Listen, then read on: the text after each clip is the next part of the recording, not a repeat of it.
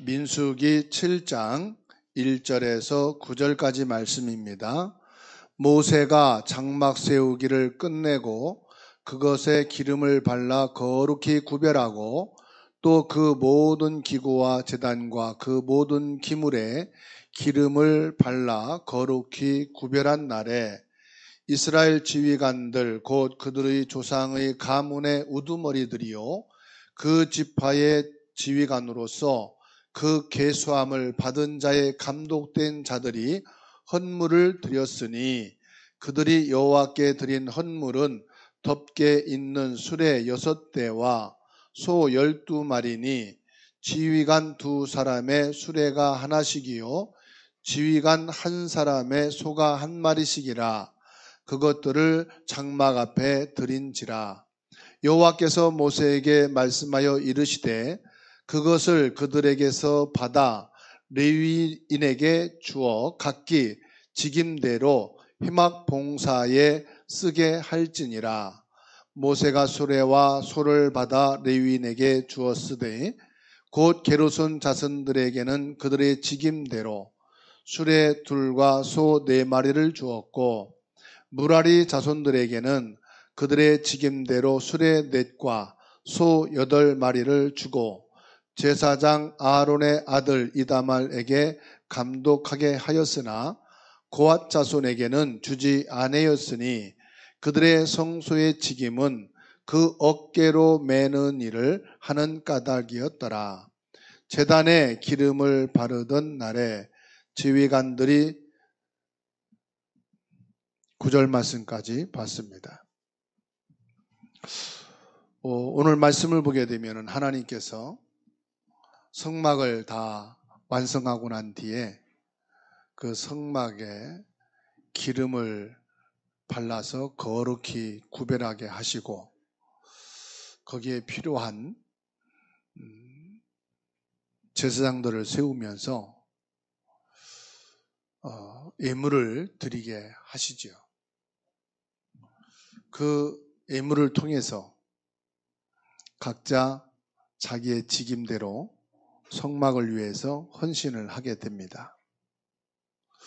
오늘 이 말씀을 근거해서 성막을 위한 헌신이라 하는 말씀을 잡았는데요. 성막은 보좌의 그림자입니다. 성막은 모든 인간을 구원하기 위해서 오실 예수 그리스도의 몸을 가리킵니다. 그리스도께서 십자가를 통해서 구원을 완성하신 이후에 성막은 곧 교회요 예배입니다. 하나님께서 이스라엘 백성들에게 성막을 지으라, 성막을 위해서 헌신을 해라. 이것은 곧 하나님이 응답을 주시겠다. 하나님이 주시는 응답을 받고 그 응답 속에 있어야 될 하나님의 백성 이스라엘을 향해서 주시는 말씀입니다. 곧 이 이스라엘은 구원받은 저와 여러분들을 가리킵니다. 우리가 성막을 위해 헌신하며 하나님이 주신 응답을 받아야 된다는 것이죠. 그런데 이스라엘 백성들은 응답보다는 광야에 오랜 생활을 하면서 고통을 당합니다. 광야길에서 어려움을 당합니다. 사람들이 이런 말을 합니다. 하나님은 살아계시고 우리가 하나님의 백성인데 왜 우리가 광야에서 고통을 당해야 하느냐? 왜 광야에서 이와 같이 어려움 속에 있어야 되느냐? 말들을 하게 됩니다. 하나님께서 왜 이스라엘 백성들을 광야에서 고난을 당하고 어려움 속에 있게 할까요? 여기에서 하나님은 큰 응답을 준비해 놓고 계십니다. 그런데 하나님이 주신 그 응답을 보지 못한 사람들은 자기 영적 문제대로 생각하고 말을 하고 착각을 합니다. 광야에는 질병이 일어날 수밖에 없습니다. 광야에는 다툼과 전쟁이 일어날 수밖에 없습니다. 그러니 조급할 수밖에 없죠. 빨리 이 어려움을 빠져나가고 고생을 중단해야 될 것 아니냐. 마음이 조급할 수밖에 없지요. 그러니 사람들이 착각해서 말합니다. 차라리 광야에서 이런 고난을 당할 것 같으면 애굽으로 돌아가자. 우리의 지도자 모세를 잘못 세웠다. 우리의 중보자인 중직자들이 잘못 세워져서 우리가 이 고생을 하고 어려움을 당하는 것이니까 모든 것 포기하고 애굽으로 돌아가자. 착각을 합니다. 이구동성으로 사람들이 말을 합니다. 지도자가 틀린 것이다. 하나님이 능력이 없는 거 아니냐? 애굽에 있을 때가 훨씬 나았던 거 아니냐? 하나님께서는 민수기 6장 24절에서 말씀합니다.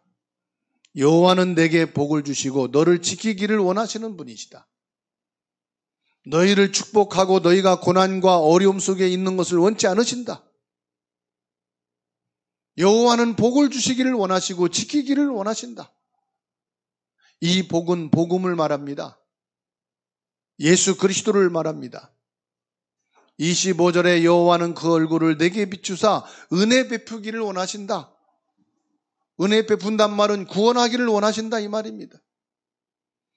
너희들이 죄와 사단과 지옥 배경에서 구원받는 축복받기를 원하시는 것이 아니냐. 26절에 여호와는 그 얼굴을 내게 향하여 내게 평강 주시기를 원하신다. 원망 속에 자기 착각 속에 빠져 있어서 나는 고생한다, 어려움 속에 있다고 하는 사람들에게 전달해라.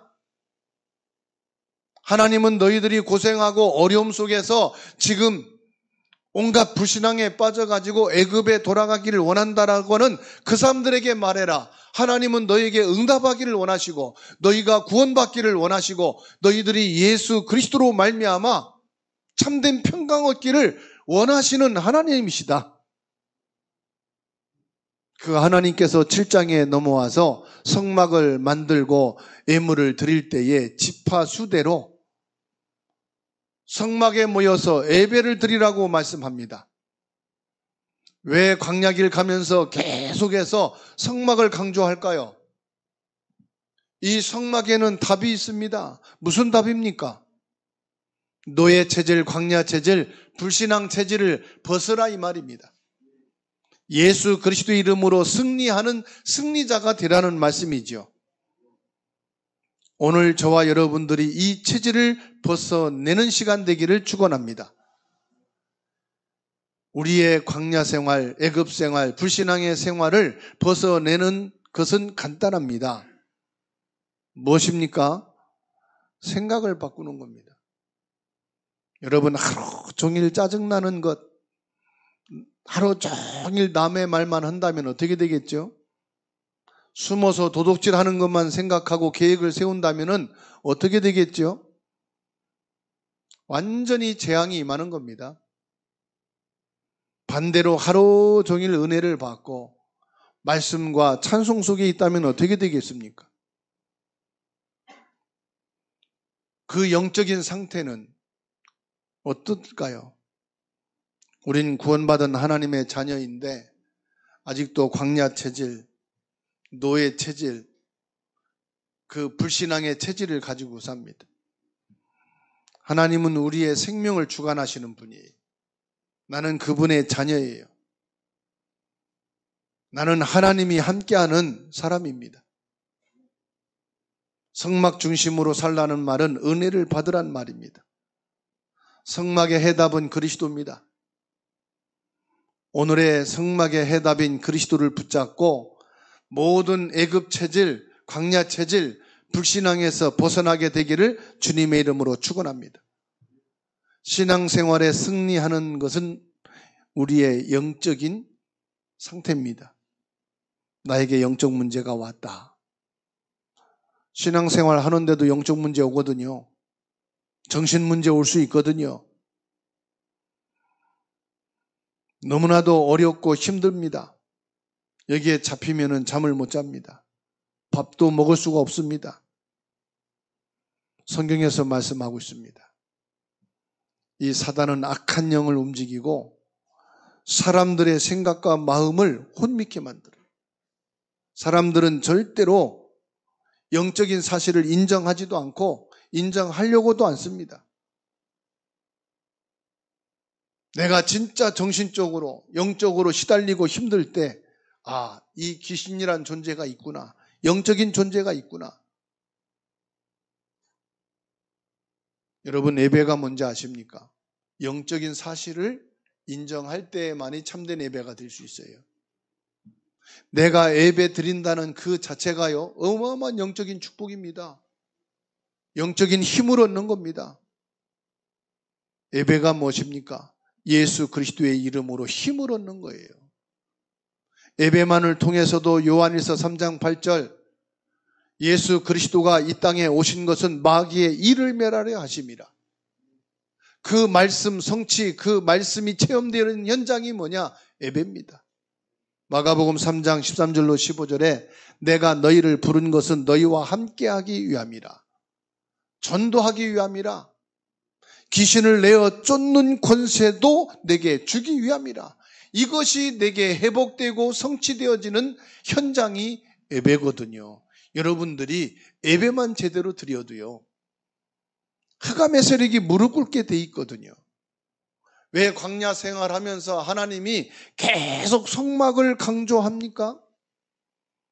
이 언약을 계속 누리고 있으면 가문에 내려오는, 내 개인에게 내려오는 모든 흑암과 저주가 무너진다는 사실이에요. 이 언약을 모세와 장로들이 붙잡고 애굽의 모든 우상 문화를 무너뜨렸다는 사실입니다. 여러분, 지금 염려되는 게 있습니까? 걱정되는 게 있습니까? 염려할 필요가 없습니다. 사단의 말에 절대로 속지 마시기 바랍니다. 여러분, 두려워할 필요가 하나도 없습니다. 광야길 가는 동안 두 종류의 사람이 있어요. 첫 번째로는 하나님은 너희와 함께 하신다. 하나님은 너를 반드시 애굽 땅으로 데려갈 것이다.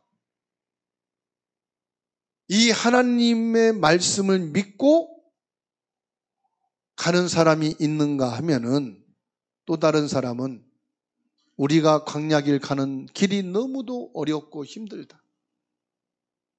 사는 게 너무 고달프다.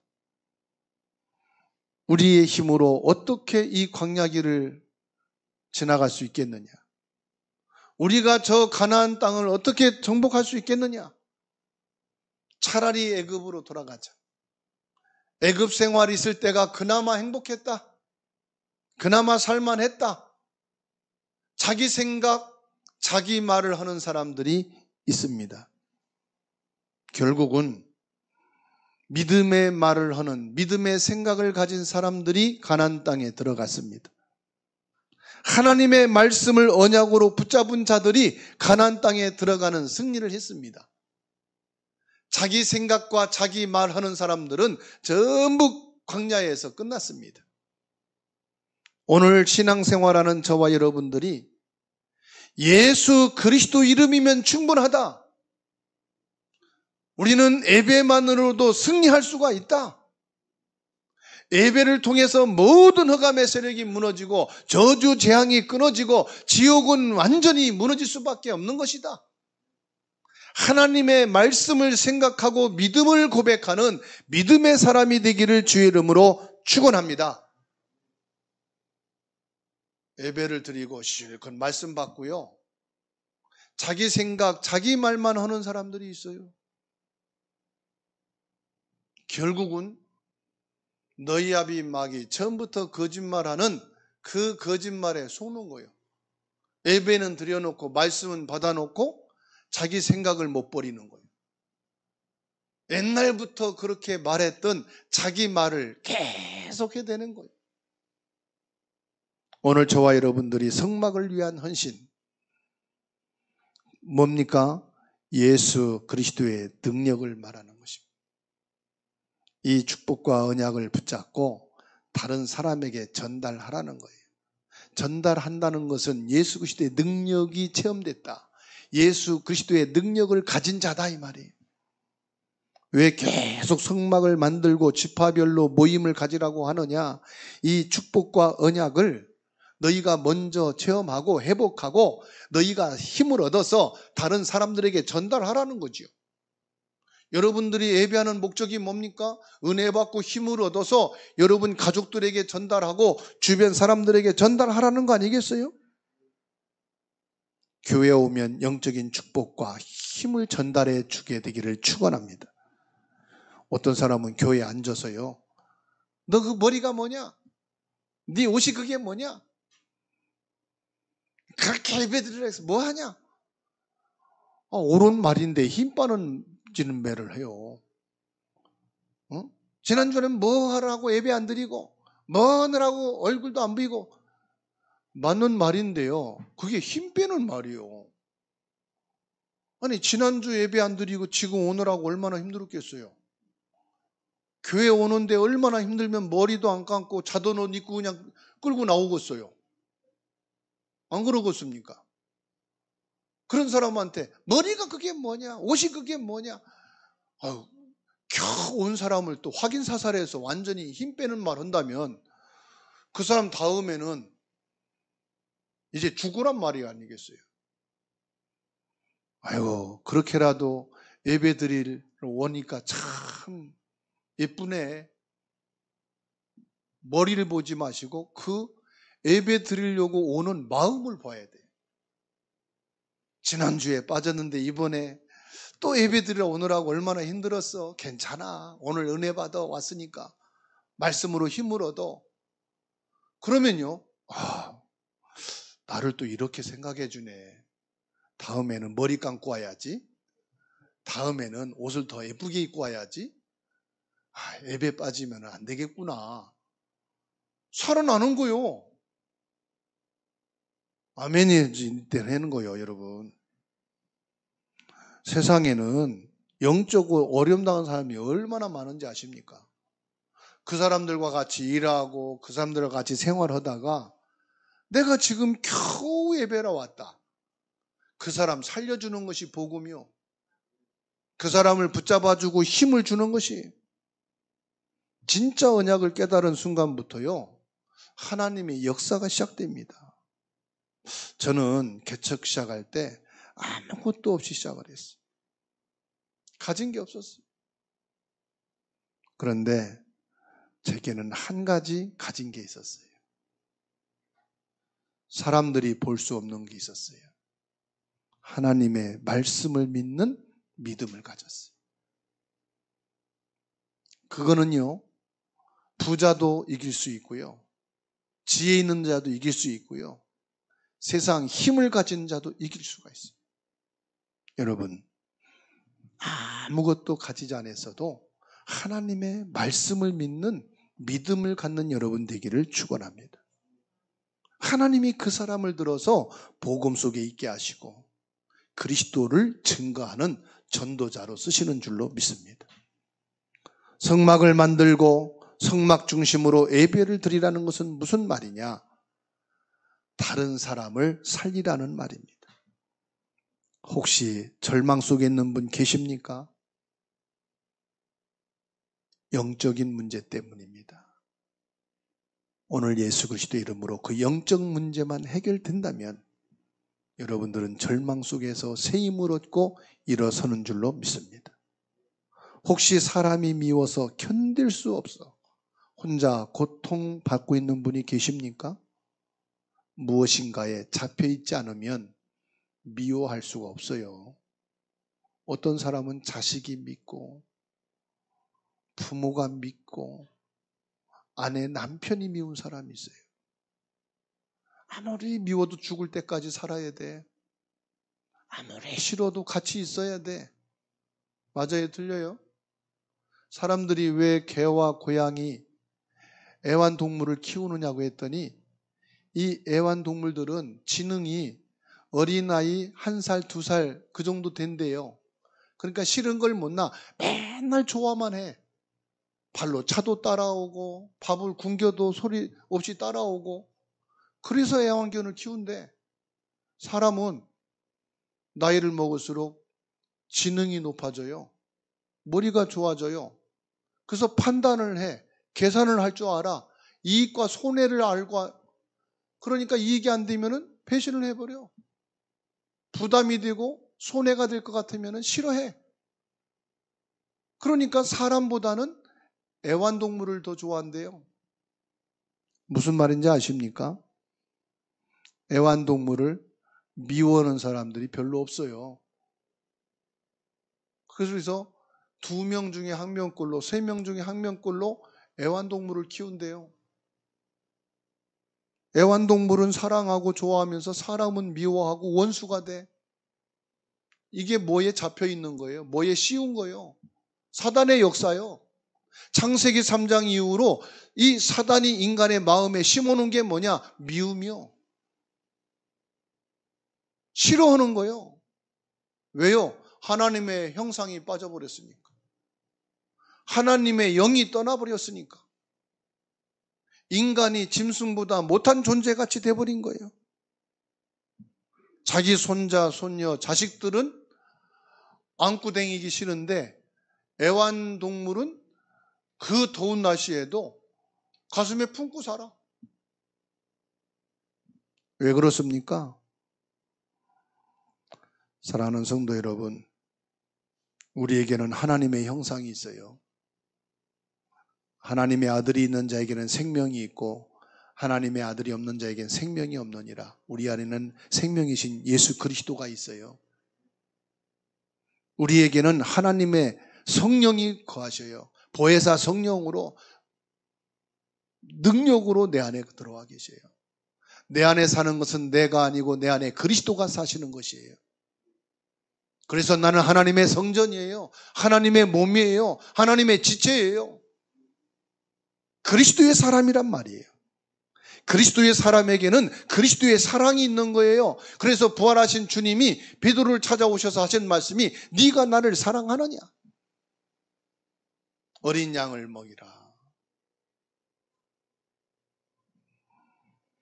사람을 살리는 역할을 하는 것이 바로 성막입니다. 성막 중심으로 하나님이 역사하신다 이 말이에요. 그리스도의 이름으로 역사한다는 거예요. 하나님의 말씀을 따라 역사한다는 거예요. 사람 말에 속지 맙시다. 내 말에 속지 맙시다. 내 생각, 내 수준, 내 표준을 뛰어넘어서 예수 그리스도의 능력을 가지고 삽시다. 예수 그리스도의 이름으로 삽시다. 예배 중심으로 삽시다. 말씀 중심으로, 기도 중심으로 삽시다. 흑암의 세력이 그때 벌벌 떠는 것입니다. 저와 여러분들은 미워할 대상은 사단밖에 없어요. 우리의 원수는 마귀밖에 없어요. 저와 여러분들은 예수 그리스도의 이름으로 성막을 위해서 헌신할 자, 합심기도의 능력을 체험하는 것입니다. 민수기 7장 10절에서 38절까지 각 지파대로 예물을 가지고 와라 말씀했어요. 모든 지파 빠짐없이, 한 사람도 빠짐없이 예물을 가지고 와라. 이 말씀은 합심기도의 능력을 말합니다. 어린아이도 노년도 힘 있는 사람도 한 사람도 빠짐없이 합심해서 뭐해라? 기도의 능력을 체험해라. 응답을 받는 길은 예수 그리스도의 이름으로 합심해서 기도할 때 흑암이 꺾이는 거예요. 이것이 성막의 첫 번째 미션이라. 온 백성들이 하나가 되어서 기도할 때 흑암이 무너지는데 애굽의 문화가 무너졌어요. 바로 왕이 무너졌어요. 블레셋이 완전히 미스바에 모여 합심기도 해야 돼요. 완전히 꺾인 줄로 믿으시기 바랍니다. 온 성도들이 전혀 마음을 합하여 오로지 기도에 힘쓸 때 마가다락방에 성령이 충만한 역사가 임하였고 핍박과 모든 로마, 이스라엘의 예루살렘 유대인들의 핍박과 환란이 다 무너진 줄로 믿으시기 바랍니다. 그래서 성막에는 그리스도의 능력을 다섯들에게 전달하는, 그래서 살려주는 미션이. 성막은 뭐냐? 예수 그리스도의 권능으로 흑암이 무너지는 것이고, 두 번째 미션은 뭐냐? 예수 그리스도의 이름으로 사람들을 살리는 것이죠. 성막의 세 번째 미션은 뭐냐? 합심기도의 능력을 말하는 거예요. 예수 그리스도는 살아서 지금도 역사하시는 유일하신 분이십니다. 그 이름 앞에는 모든 만물이 복종되어지는 빌립보서 3장 20절 말씀이 그대로 들어가 있고 지금도 성취되는 줄로 믿으시기 바랍니다.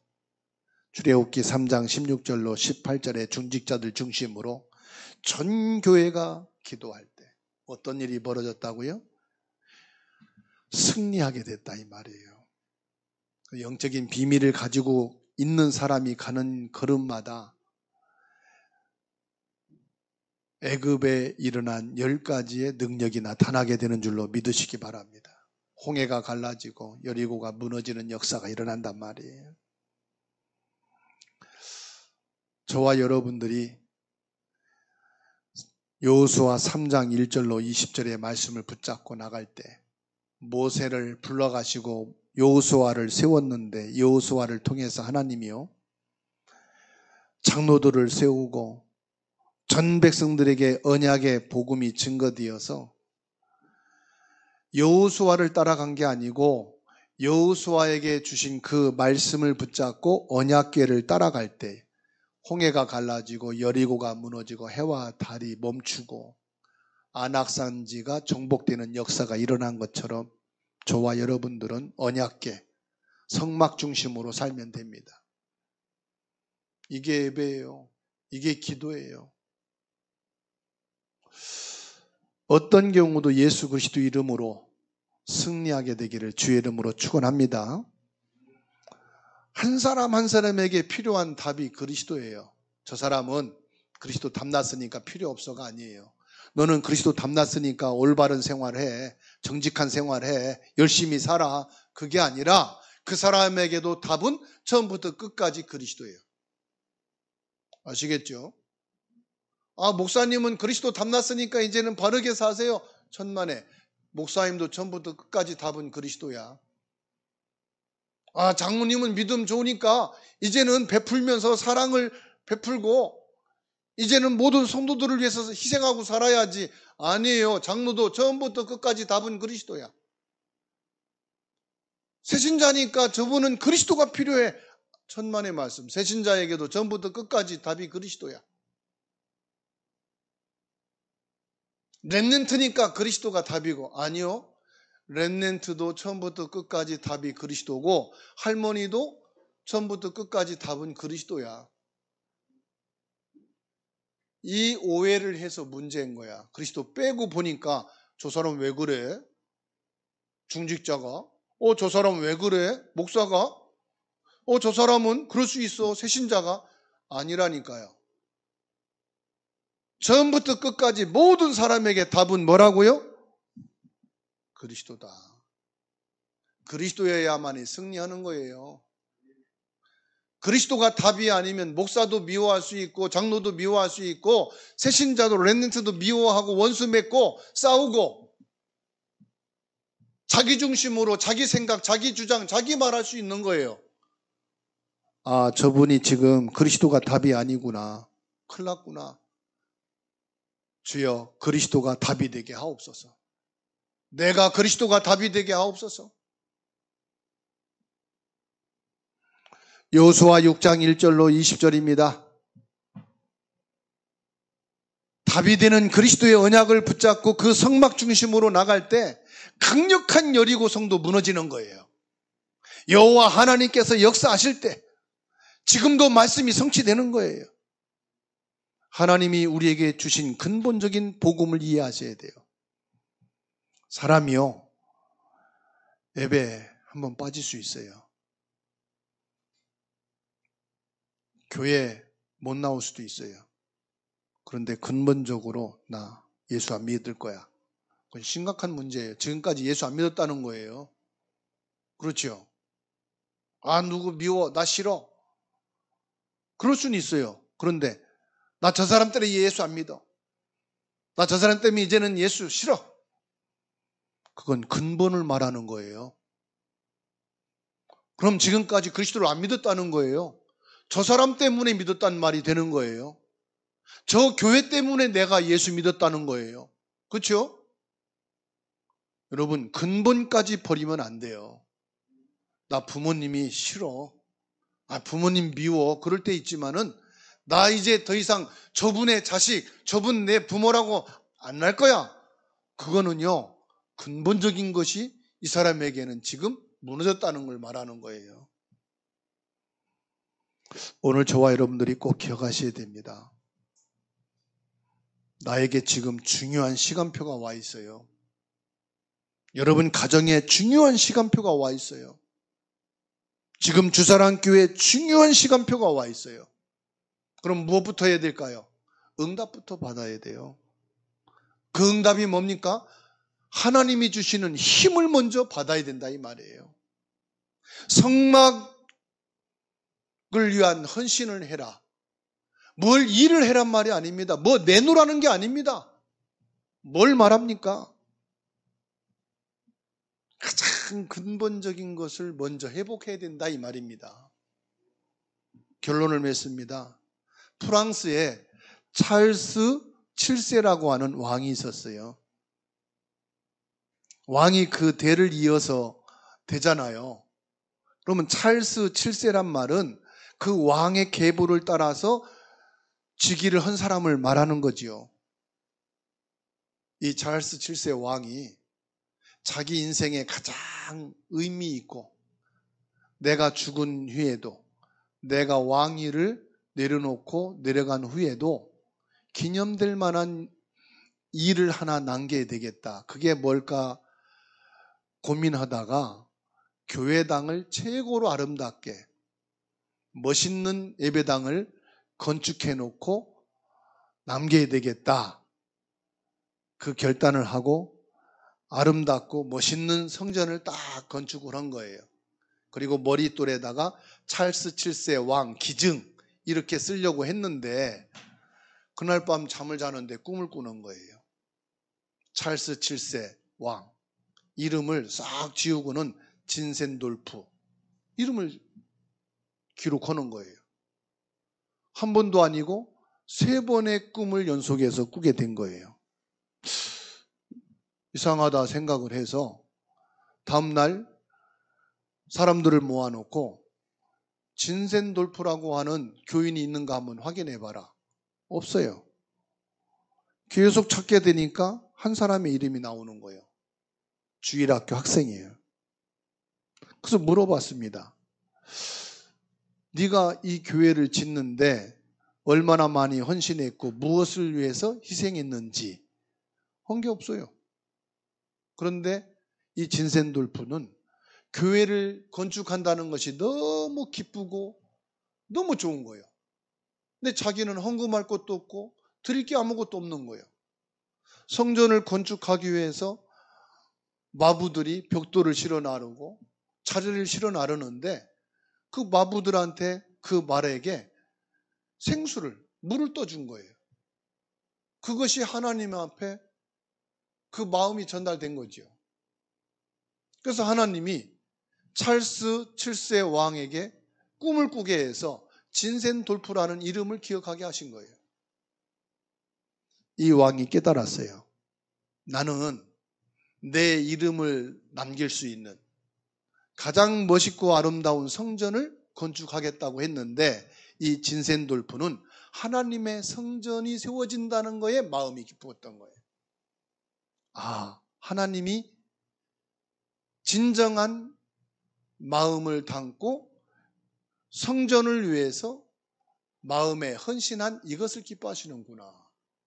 그래서 성전 이름을 진센돌프라고 지었다고 합니다.